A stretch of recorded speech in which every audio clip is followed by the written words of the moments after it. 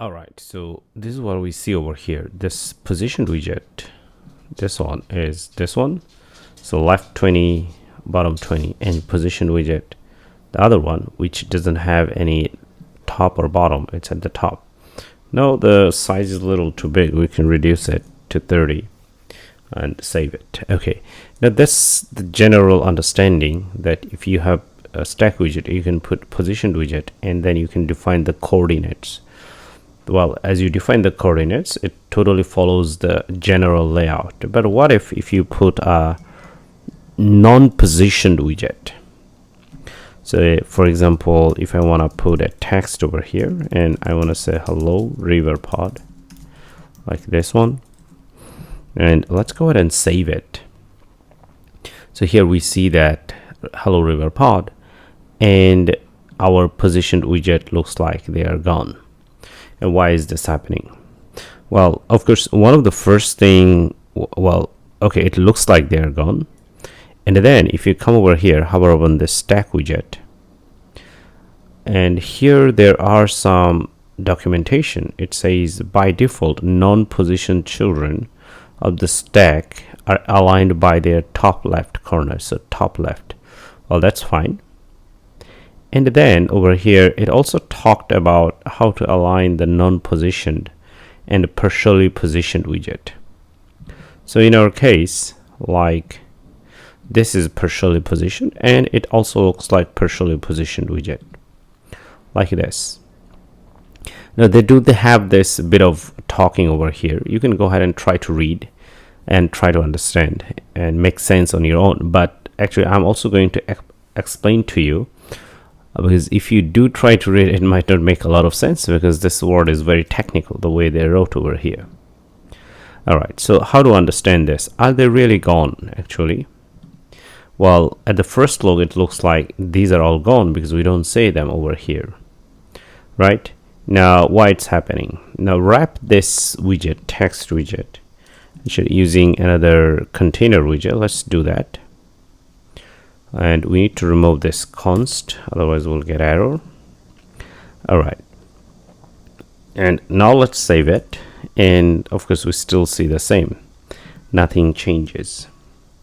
Now interestingly, since it's a container widget, we'd be able to apply width and height to it, and this is what actually we are going to do right now. So here we do width, say 400, and height, say 500. And now we are going to save it, and it looks like they just showed up over here. And this is what we see. Like, okay, so widget 1, which is coming from here, and this is positioned widget, which is over here at the top, and this is hello riverpod, we see it over here. All right, now this may look weird. That's because if I take them away, save it, you see this widget 1, which is this one, left 20 is correct and bottom 200 is correct. But if I put back with container widget together, it changes its position. But however you change this, the second one doesn't change. Okay, now the second one is actually the partially positioned widget, which means that it didn't talk left, it didn't talk bottom or top coordinates. Here we just have left, but here we have left and bottom both. So now if you don't mention any of the properties of top or bottom, it is called a partially positioned widget. Partially positioned widget.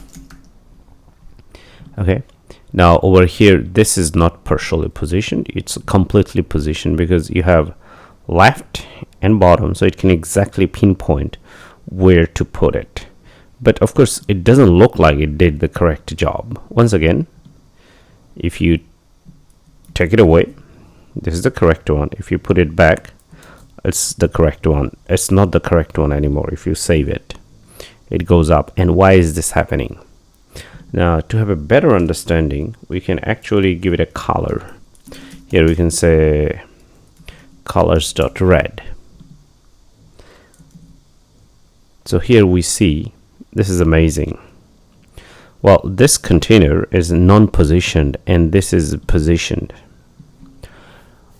Okay, now we do see that this positioned widget is actually taking this non-positioned widget as a reference. What do I mean by that? Well, you see here we do have bottom. Now this bottom is actually being referenced from here, and 200, it went up. And that's what happened with positioned widget, the one that completely positioned. Remember earlier we defined this as partially positioned widget, right?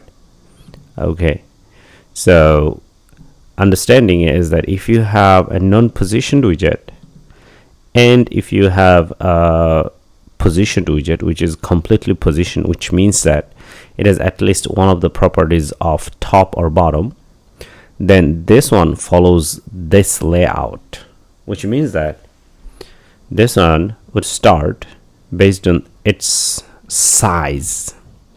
Okay, so that's our understanding. What's the size actually? Width and height. What is height? 500. So from here to here, this is 500, right? So the 500 finishes over here, or which means that it's 500, and then from here it takes this 200 to position itself. So this is 200. Of course, if you want, you can also do 1. So it's 100. So this is 100 height, in a sense that from the bottom it's 100. But now if you change this one, say for example 300, it'll also change accordingly, but it'll still keep its bottom height as 100. So this is one thing that you have to know, and this is a new learning. Most people might not explain that how positioned widget work. Okay, so if you have a positioned widget and non-positioned widget together, you gotta be careful, and if you don't understand, always debug like this using colors. So with this, we just have broadened our understanding how stack widget, positioned widget, and non-positioned widget, they all work together. All right, okay, good. And by saying that, it's also important to know partially positioned widget, they always work on their own. They don't really care about someone else. Okay, so here it's left 200. You can also do, say, right 200. Okay, you can go put it back like this, no problem. But as soon as you allow something like one of this bottom properties, say 100, so it'll start to follow this one as well, which it did actually. Okay, all right, but of course it has a bit of styling, so it looks like it's not exactly aligned, but because it has styling. Okay, of course if you want, you can also start it from top, T-O-P, top. All right, so now it's from top, this is 100. Okay, all right, hopefully it makes sense.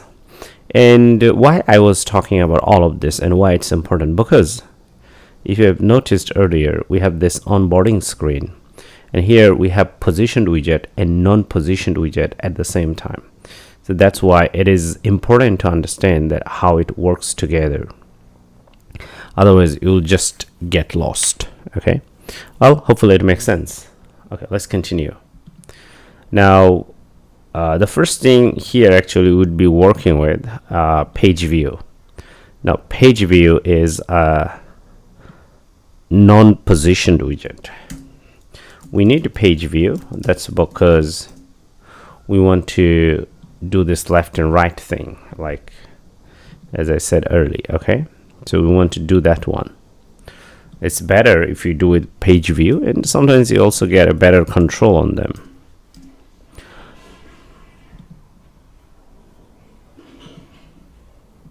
Now let's save it. All right, okay, now of course because this is a container widget, now this container widget is still non-positioned widget, even though inside this we have this page view. We can say hello world. All right, let's save it. All right, So here we see that it is at the top. Okay, all right, so we'll start working from there. Now here we do see that this page view is taking the size of its parent widget, which is the container. Now what if you take away the height? It's gonna take the complete height. So in general, if you just put page view inside a container without any kind of height restriction, it's gonna take the complete height, and that's what it does. All right, okay, now here we already start to see that we can scroll like this. Okay, let me restore this.